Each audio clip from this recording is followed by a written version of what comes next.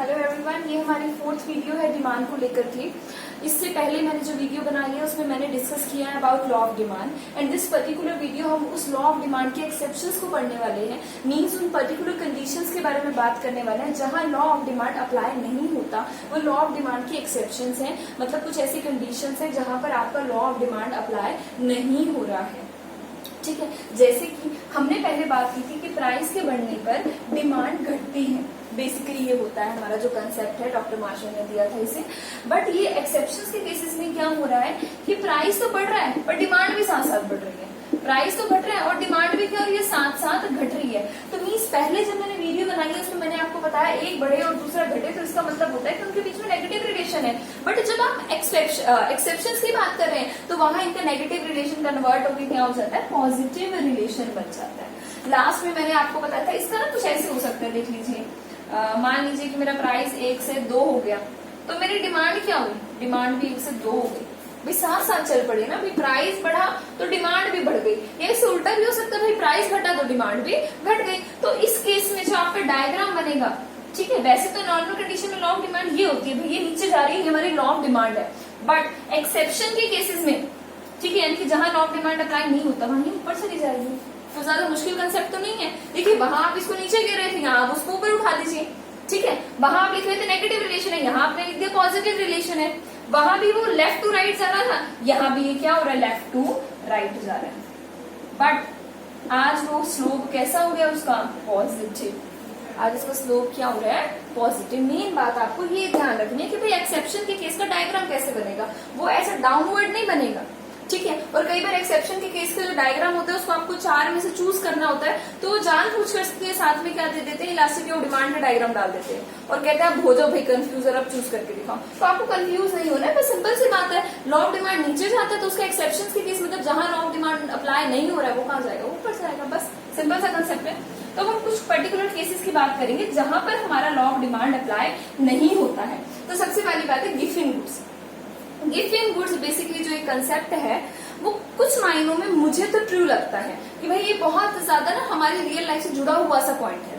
देखिए जब कोई चीज ना महंगी होती है, जब कोई चीज सस्ती होती है, यहाँ से शुरू करते हैं, तो हमारी जो पसंद है उसको लेकर के वो ऐसी हो जाती है कि भाई मुझे तो ये नहीं लेनी है चीज सस्ती, फिर भी कंज्यूमर्स उसकी डिमांड नहीं करते क्योंकि उनको पसंद ही नहीं आती, भाई सस्ती है। और सेम वही कम्युनिटी वैसे की वैसे रहती है, बट जब वो महंगी हो जाती है तो कंज्यूमर को ये लगता है कि नहीं भाई उसके पीछे तब भागेंगे कि हाँ अभी अच्छी हो गई है। ठीक है, जैसे कि हम कह सकते हैं ना कि भाई बंदा सेम है, ठीक है, लेकिन एक फॉर एग्जाम्पल लगा लेते हैं कि बंदा वही है, ठीक है, बट जब उसको मान लीजिए थोड़ा सा पैसे कमाने लग गया तो लोग उसके पीछे ज्यादा भागने लग गए। ठीक है, और जब वो नहीं कमा रहा था तो उससे दूर दूर रहते थे।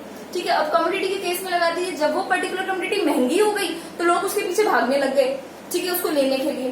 बट जब वो कम्युनिटी सस्ती मिल रही थी तो उसको कोई लेने ही नहीं आ रहा था। ठीक है, तो गिफ्ट इन गुड्स में वो क्या कहते हैं, मान लीजिए कि ब्रेड है, आज से थोड़ा टाइम पहले, ठीक है, अगर इंडिया की सोसाइटी में देखा जाए तो गेस्ट के आने पर वो ब्रेड से रोल्स वगैरह बनाए जाते थे, बिकॉज ब्रेड को तब थोड़ा महंगा समझा जाता था। बट अब पर्टिकुलरली अब सिनेरियो ऐसा आ गया, ठीक है, तब था भी वो महंगा, अब ब्रेड सस्ता भी हो गया। ठीक है, डिमांड बढ़नी चाहिए थी पर डिमांड बढ़ने की बजाय क्या हो गया, घट गई है। मीन्स इस पर्टिकुलर केस में जब आप प्राइस कम रखते हो चीज का तो लोगों को लगता है कि बेकार चीज है, घटिया चीज है, उसको लेते नहीं है, उसकी डिमांड क्या होती है, कम होती है। बट जैसे जैसे आप उसके प्राइस को राइज करते हो तो उसकी डिमांड भी क्या हो जाती है, राइज हो जाती है। ठीक है, मान लीजिए कि एक नॉर्मल सा ड्रेस है, ठीक है, अगर गर्ल्स अगर इसको देखेंगे तो वो ज्यादा अच्छी समझ पाएंगे। भाई मान लीजिए एक नॉर्मल सा ड्रेस है, ठीक है, वो आपको कहीं स्टॉल पर मिल रहा है और वो आपको 100 में मिल रहा है, आप उसको नहीं लेंगे, आप उसको चीप समझ के छोड़ देंगे। बट वो पर्टिकुलरली जब आपको किसी शोरूम में मिलेगा और वो 10,000 का मिलेगा ना, तो सेम बिल्कुल वही उसको भी लेने के लिए तैयार हो जाएंगे। इट मीन्स यहाँ क्या अप्लाई हो रहा है, गिफ्ट इन गुड्स का पैराडॉक्स। आप उल्टे नहीं चल पड़े। लॉ ऑफ डिमांड तो क्या कहता है, चीज महंगी हो तो डिमांड कम होगी, पर ये गिफ्ट इन गुड्स ऐसे गुड्स है जिसमें आप उल्टे चल पड़े। ठीक है, भाई ये चीजें क्या हो रही है, महंगी, और आप इसकी डिमांड भी क्या कर रहे हो, ज्यादा। और जब ये चीजें क्या मिलती है, सस्ती, तो आप इसकी डिमांड क्या कर देते हो, कम। तो यहाँ आप उल्टे चल पड़े। तो ये है गिफ्ट इन गुड्स, जैसे कि ज्वार है, बाजरा है, ब्रेड है, कुछ इसके एग्जाम्पल्स हैं। ठीक है, तो ये क्या है, हमारे गिफ्ट इन गुड्स है। नेक्स्ट देख लीजिए इग्नोरेंस। इग्नोरेंस का मतलब अब यहाँ पर क्या है कि भाई एक ऐसा कंज्यूमर है जिसको चीज के बारे में कुछ समझ ही नहीं है। ठीक है, तो उस बंदे ने उस चीज को कैसे चूज करना है, ठीक है, उसके प्राइस के बेसिस पर। मान लीजिए कि मैं जा रही हूँ अपने ब्रदर के लिए कार लेने के लिए, ठीक है, तो अगर मैं उसके लिए कार लेने के लिए जा रही हूँ, मुझे तो कार की नॉलेज नहीं है, ठीक है, तो मैं एक अच्छी कार कैसे चूज करूंगी, उसके प्राइस को देखकर। मैं देखूंगी भाई ये महंगी है तो ये अच्छी होगी, उसको ले लूंगी। महंगी चीज की तो डिमांड क्या होनी चाहिए, कम according to law of demand. पर यहाँ जब कंज्यूमर को नॉलेज नहीं होती, वो जज कैसे करता है उसको प्राइस से, और क्या देखता है भाई जो चीज महंगी है वो बढ़िया होगी और उसको ले लेता है, और जो चीज सस्ती है उसको घटिया समझ के क्या कर देते हैं, छोड़ देते हैं। ठीक है, सिर्फ फोन के केसेस में हो सकता है कि कुछ लोग तो बहुत एनालाइज करके लेंगे, बट कुछ लोग सीधा नहीं समझेंगे मुझे अच्छा फोन लेना, अच्छा मतलब महंगा तो 50,000 से ऊपर का लेकर वो आ जाएंगे। ठीक है, तो ये है कंज्यूमर की इग्नोरेंस, भाई उसको समझ ही नहीं है चीज के बारे में, तो वो चीज को ले या ना ले ये डिसीजन कैसे वो जज करेगा इस चीज के बारे में, उसके प्राइस से जज करेगा। और अगर उसको लगेगा कि भाई महंगा है, बढ़िया समझ लेगा, इग्नोरेंस है उसको समझ तो है नहीं, और फिर वो उसको लेकर के आ जाएगा। ठीक है, तो ये बेसिकली जो इग्नोरेंस का पॉइंट है उस कंज्यूमर ग्रुप के लिए जिसको उस पर्टिकुलर चीज की समझ नहीं है। ठीक है, अगर मान लीजिए अभी मुझे बाइक की समझ नहीं है और मुझे बाइक खरीदने के लिए बोल दिया जाए कि अच्छी बाइक लेनी है, तो मैं क्या करूंगी, उसके प्राइस से जज करूंगी, भाई ये महंगी है तो ये अच्छी है, इसको ले लूंगी। तो मेरे ऊपर उस टाइम पे, क्योंकि मैं इग्नोरेंस में हूँ, तो मेरे ऊपर उस टाइम पे क्या अप्लाई नहीं किया, लॉ ऑफ डिमांड उस टाइम पे नहीं लगा, तो मैं भी कहा हूँ exception of law of demand में। ठीक है, the next one is Veblen goods.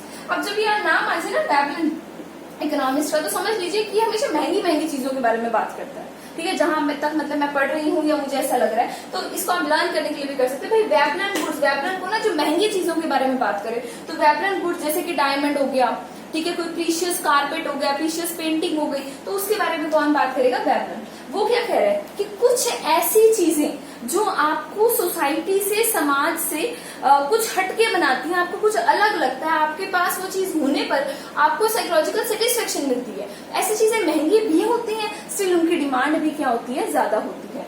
ठीक है, जैसे कि डायमंड है, महंगा है, स्टिल उसकी डिमांड ज्यादा है। क्यों भाई डिमांड ज्यादा है उसकी, क्योंकि वो जिसके पास होगा, जिसने वो पहना होगा, उसको साइकोलॉजिकल सेटिस्फेक्शन देगा कि हाँ भाई बढ़िया है, ठीक है, उसको पहनना। तो ये है वेबलन गुड का कंसेप्ट है। वो क्या कह रहे हैं कि कुछ चीजें ऐसी होती हैं जो आपको बाकी लोगों से हटकर या अलग बनाती हैं, तो आप उस चीज की डिमांड हमेशा क्या कर देते हो, ज्यादा कर देते हो। तो ये वेबलन गुड्स का कंसेप्ट भी इसके अंदर है। ये बेसिकली हमने आज 3 पॉइंट्स के बारे में स्टडी किया है। इसमें हमने इग्नोरेंस के बारे में बात की, भाई कंज्यूमर को समझ नहीं है, ठीक है, वो जज ही कैसे करता है किसी भी चीज को उसके प्राइस को देख करके। गिफिन गुड्स के पैराडॉक्स के बारे में बात की, भाई कुछ ऐसे गुड्स है जो जब सस्ते हैं तो लोग लेते हैं, महंगे होने पर लोगों को लगता है भाई कुछ बढ़िया हो गए होंगे, है भाई, बट स्टिल वो उसको फिर ले लेते हैं। नेक्स्ट है वेबलन गुड्स का कंसेप्ट। ये इसमें हमने बात की कुछ महंगी महंगी चीजें ऐसी होती हैं भाई जो बहुत ज्यादा कीमती है, बट स्टिल उसकी डिमांड भी क्या है, बहुत ज्यादा है। तो ये कुछ एक्सेप्शन थी लॉ ऑफ डिमांड की। पर्टिकुलरली इसमें होता क्या है कि प्राइस के बढ़ने पर डिमांड भी बढ़ जाती है, इस वजह से लॉ ऑफ डिमांड यहाँ अप्लाई नहीं होता है। वैसे तो हमारा जो डिमांड का कर्व होता है वो नीचे गिरता है, पर इस केस में डिमांड का कर्व कहाँ चला जाता है, ऊपर उठ जाता है। तो ये कुछ पर्टिकुलर पॉइंट थे एक्सेप्शंस वाले, जो मेरी last video law of demand में रह गए थे, तो इसको मैंने इसके अंदर डाल दिया। And thanks for watching this video. Probably हम नेक्स्ट अपनी जो वीडियो है वो सप्लाई, लॉ ऑफ सप्लाई को लेकर के डालेंगे। अगर आपको लगता है कि कुछ पर्टिकुलर पॉइंट पे कि मुझे कुछ नया वीडियो चाहिए या कुछ ऐसा टॉपिक चाहिए जो आपको कहीं नहीं मिल रहा है, तो आप उसके लिए कमेंट सेक्शन में बोल सकते हैं, मैं उसके लिए भी वीडियो बना सकती हूँ। जहां तक अभी मुझे लग रहा है next video law of supply पर आने वाली है। And thank you, have a nice day.